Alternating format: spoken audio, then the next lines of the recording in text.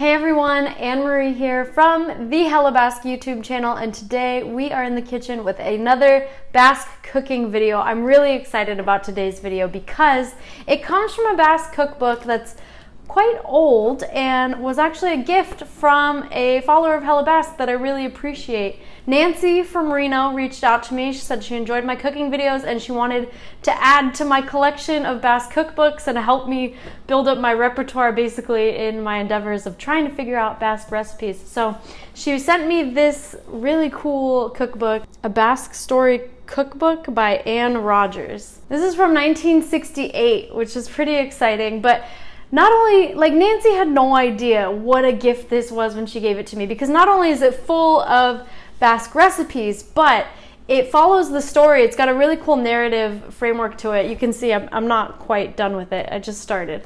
But it follows the story of a Basque immigrant to San Francisco, which is where I'm from, and him eventually owning a Basque hotel in San Francisco. And so before all this lockdown happened, I was running historical walking tours in San Francisco that visited the old Basque hotels. And in my research, I came across the name of this man, Martin Abaurrea, and he owned a hotel, but I couldn't really find anybody in the community today that remembers him and remembers his hotel. So I kind of pushed it aside and didn't really feature it so much in my tour because I wasn't really sure, I didn't have much information on him. But this book actually follows his story and his family's story to owning this hotel in San Francisco, and a lot of these are his actual recipes. So this is a gold mine for me personally of information, and it makes sense why a lot of Basque people in the San Francisco community today didn't know anything about him, because he came over here after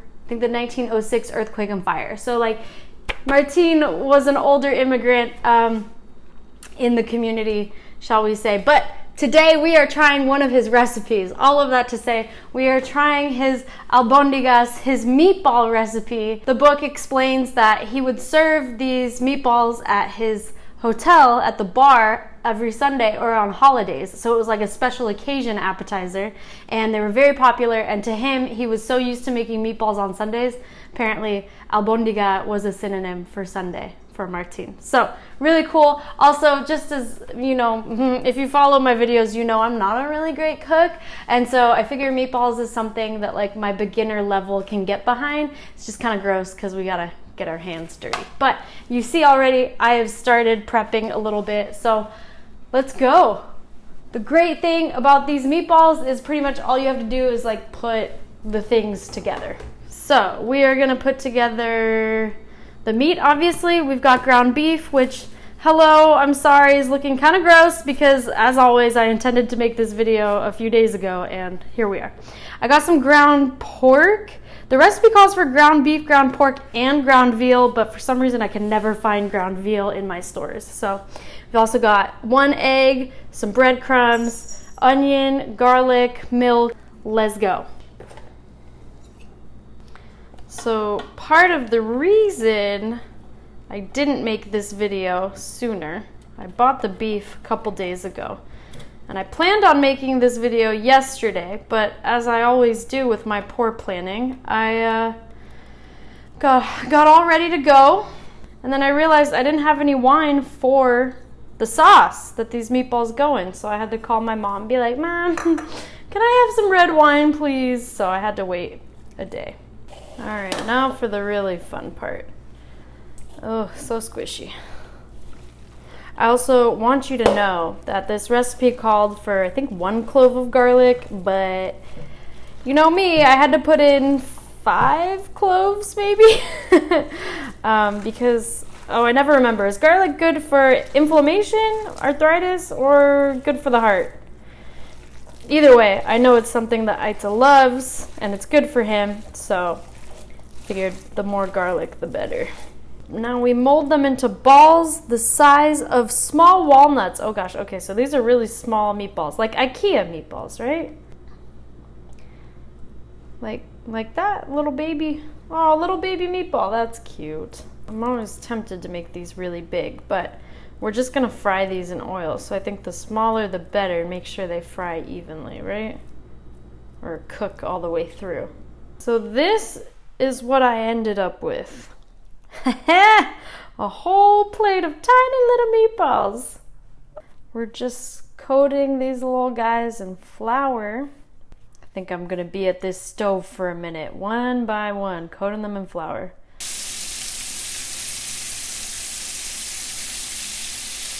Okay, so I fried everything up. Let me show you what we ended up with. A lot of tiny little meatballs, nicely browned. Honestly, I think they would be delicious on their own. But Martin's recipe calls for a sauce that they go into. But just to be sure they're good, I'm gonna try one. You know, I gotta make sure they're fully cooked through, make sure I did this right.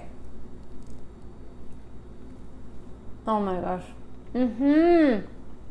They're so cute and delicious. This is what I love about Basque food. It is so simple. I've made Italian meatballs before, which are also very delicious. And they've got all sorts of herbs and seasonings. And this was literally just garlic, onion, salt, pepper. The foundation of all Basque cooking. Amazing. And I can imagine with ground veal, it's probably even more delicious. So excited for round 2. So let's make this sauce. Super simple. All it is dry white wine and some tomato sauce. Okay, so this doesn't look like much, so I double checked the recipe. It says we have to add water to cover, which I've never seen that in a recipe. Oh gosh, it smells so good. So I'm just gonna put a little bit of water in here, I think. So here we are, simmering stock, and we're just pushing our meatballs in here. Oop. Gently.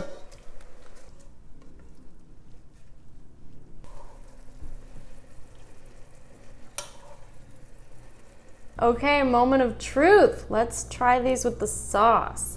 If we want to be real authentic, the cookbook says that you should serve them with toothpicks. You know, like this is supposed to be a bar snack, but I don't have any toothpicks, so I'm using a fork. And like I said, the meatballs were good enough on their own, but let's try this sauce.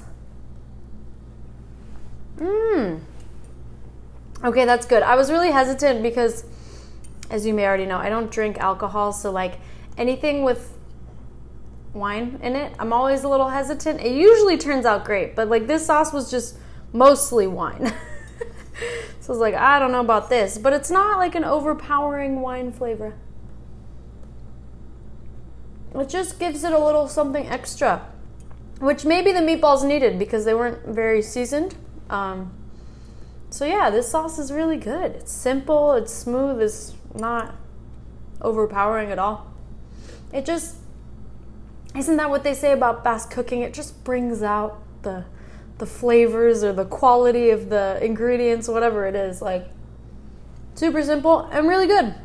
The story in the cookbook, it says that Martin, the owner of this Basque hotel in San Francisco, when he made these on Sunday, he would definitely pop a few in his mouth when he was adding some more to the serving platter because this was a very popular appetizer with his boarders and his guests. So I can see why.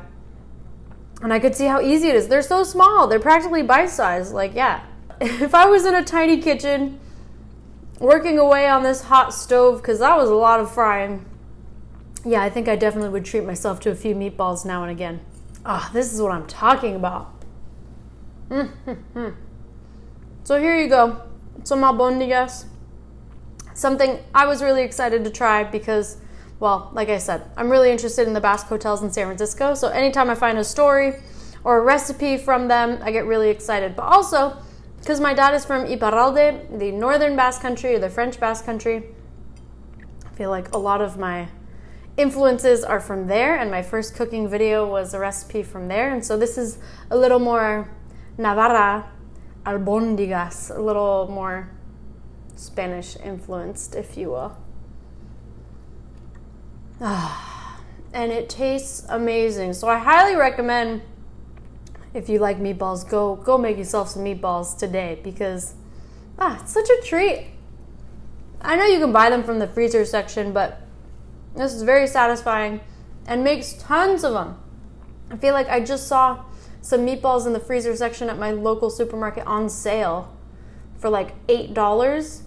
And there was like 6 meatballs in the package. I mean, they were bigger than these, obviously, but I was just like, now that my eyes are open, I'm like, all you need is 1.5 pounds of meat and you could have all of these meatballs. You could feed a whole family. So highly recommend if you are in the market for a new meatball recipe. This is a Basque story cookbook by Anne Rogers. Again, I haven't looked up before making this video where to find this online, but I'm sure I'll find a link. And if I do, I'll include it in the description below so you can get your own copy if you want.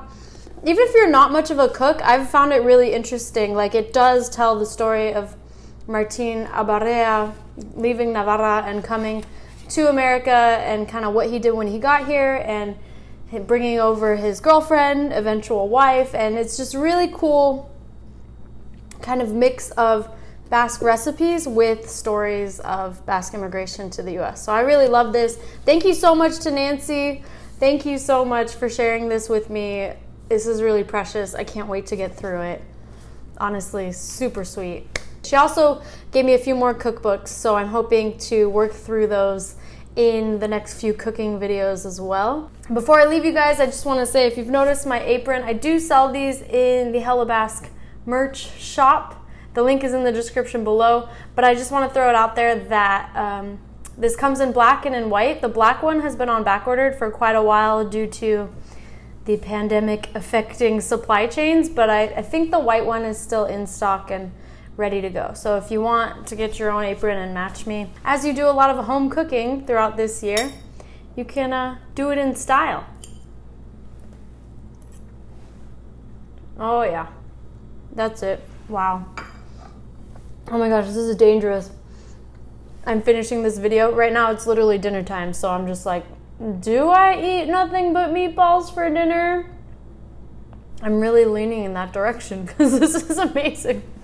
So thank you so much for watching. If you want to see more videos about the Basque country, Basque people, Basque culture, Basque language, please subscribe to the Hella Basque YouTube channel and follow Hella Basque on Instagram, Facebook, and Twitter at Hella Basque. And hopefully I'll see you in the next video. Bye.